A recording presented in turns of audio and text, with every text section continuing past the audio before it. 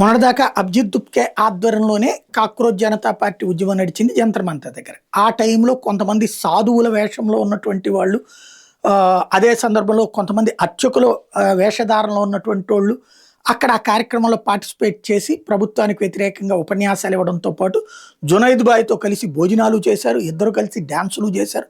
తద్వారా మేమేమి మత వ్యతిరేకులం కాదని చెప్పే ప్రయత్నం చేశారు.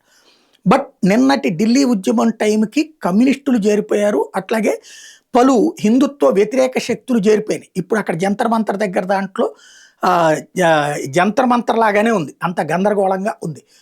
అక్కడ ఇప్పుడు ఎవరైనా గనక ఈ కాషాయం డ్రెస్సు, నిన్న ఒకతను కాషాయపు ఇదేసుకుని వచ్చాడు, మా షర్ట్ వేసుకుని, అతన్ని వెంటపడి తరిమేశారు. అదే నేను ఉద్యమానికి మద్దతు ఇవ్వడానికి వచ్చాను, నువ్వు బత్తాయి గడివే వెళ్ళిపోమనమంటారు. ఇంకొక అతను కాషాయ స్కార్ఫ్ వేసుకుని వచ్చాడు, అతని మీద గొడవకి దిగారు.